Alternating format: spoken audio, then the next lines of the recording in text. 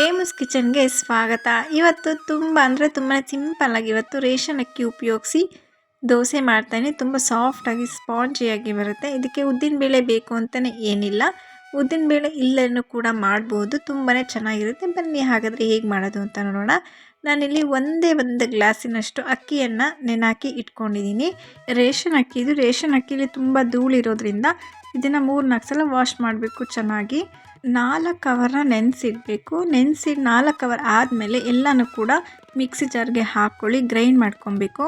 Next ಇದಕ್ಕೆ ನಾನು ಸ್ವಲ್ಪ ಕಾಯಿ ಹಾಕ್ಕೊತಾ ಇದ್ದೀನಿ ನೋಡಿ. ಸಣ್ಣ ಬಟ್ಲಿನಲ್ಲಿ ಒಂದು ಪೂರ್ತಿಯಷ್ಟು ಕಾಯನ್ನು ಹಾಕ್ಕೊತಾ ಇದ್ದೀನಿ. ನೆಕ್ಸ್ಟ್ ಇದಾದಮೇಲೆ ಅನ್ನವನ್ನು ಸೇರಿಸ್ಕೊತಾ ಇದ್ದೀನಿ. ಒಂದು ಬಟ್ಟಲಿನ ಪೂರ್ತಿಯಾಗಿ ನಾನು ಅನ್ನವನ್ನು ಸೇರಿಸ್ಕೊತಾ ಇದ್ದೀನಿ. ಎಲ್ಲನೂ ಕೂಡ ಚೆನ್ನಾಗಿ ಗ್ರೈಂಡ್ ಮಾಡ್ಕೊಬೇಕು, ನುಣ್ಣಗೆ ರುಬ್ಕೊಬೇಕು. ನಾನು ಅದೇ ಬಟ್ಟಲಲ್ಲಿ 1 ಕಪ್ಪಿನಷ್ಟು ನೀರನ್ನು ಸೇರಿಸ್ಕೊತಾ ಇದ್ದೀನಿ. ಜಾಸ್ತಿ ನೀರನ್ನು ಹಾಕ್ಕೊಂಬಿಟ್ಟು ತುಂಬ ತೆಳ್ಳಗೆ ಬಂದುಬಿಡುತ್ತೆ. ನೋಡಿದರೆ ನುಣ್ಣಗೆ ರುಬ್ಕೊಬೇಕು.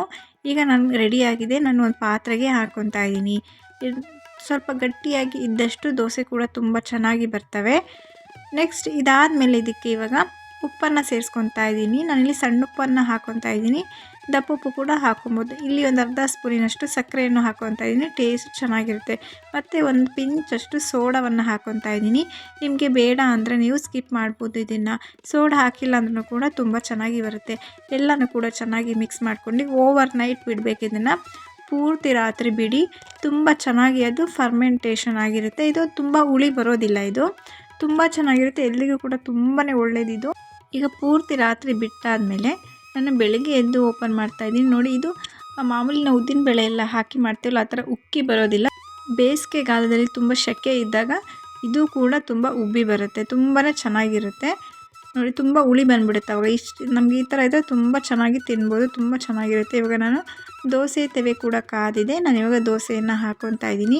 ನಾವು ಸ್ವಲ್ಪ ದಪ್ಪಗೆ ಹಾಕ್ಕೊಬೇಕು. ನಮಗೆ ತೀರಾ ತೆಳ್ಳಗೆ ಬೇಕಂದರೆ ತೆಳ್ಳಗೆ ಹಾಕ್ಕೊಂಡ್ರು ಕೂಡ ತುಂಬ ಚೆನ್ನಾಗಿ ಬರುತ್ತೆ ದೋಸೆ. ನಾನಿಲ್ಲಿ ತುಪ್ಪವನ್ನು ಹಾಕ್ಕೊತಾ ಇದ್ದೀನಿ. 1 ಸ್ಪೂನ್ ತುಪ್ಪವನ್ನು ಹಾಕ್ಕೊಂಡು ಇಲ್ಲಿ ಲಿಡ್ಡನ್ನು ಕ್ಲೋಸ್ ಮಾಡ್ತಾಯಿದ್ದೀನಿ. ಇಲ್ಲಿ ಮೀಡಿಯಮ್ ಫ್ಲೇಮಲ್ಲಿ ಇಟ್ಟು ಮೇಲೆಲ್ಲ ಬೇಯಬೇಕಲ್ಲ, ಅದಕ್ಕೋಸ್ಕರ ಹೈ ಫ್ಲೇಮಲ್ಲಿ ಇಡಬೇಡಿ. ಈಗ ದೋಸೆ ಕೂಡ ಬೆಂದಿದೆ, ತುಂಬ ಚೆನ್ನಾಗಿ ಇರುತ್ತೆ ರೆಸಿಪಿ. ಟೇಸ್ಟ್ ಕೂಡ ಅಷ್ಟೇ ಚೆನ್ನಾಗಿರುತ್ತೆ. ನೀವು ಕೂಡ ಖಂಡಿತ ಟ್ರೈ ಮಾಡಿ ನೋಡಿ. ಇದಕ್ಕೆ ಕಾಯಿ ಚಟ್ನಿ ಇದ್ದರೆ ಕೂಡ ಚೆನ್ನಾಗಿರುತ್ತೆ, ಕಾಯಿ ಕಡಲೆ ಚಟ್ನಿ ಇದ್ದರೂ ಕೂಡ ಚೆನ್ನಾಗಿರುತ್ತೆ. ನೀವು ಕೂಡ ಒಮ್ಮೆ ಖಂಡಿತ ಟ್ರೈ ಮಾಡಿ ನೋಡಿ ಈ ರೆಸಿಪಿನ.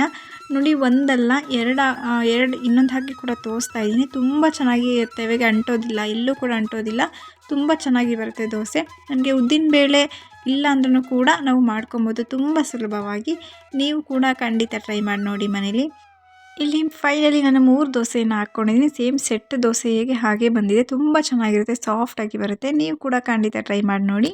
ಈ ರೆಸಿಪಿ ನಿಮಗೆ ಇಷ್ಟ ಆಗಿದೆ ಅಂತ ಅಂದ್ಕೊಂಡಿದ್ದೀನಿ. ಇಷ್ಟ ಆಗಿದರೆ ಸಬ್ಸ್ಕ್ರೈಬ್ ಮಾಡಿ, ಸಪೋರ್ಟ್ ಮಾಡಿ. Thank you for watching.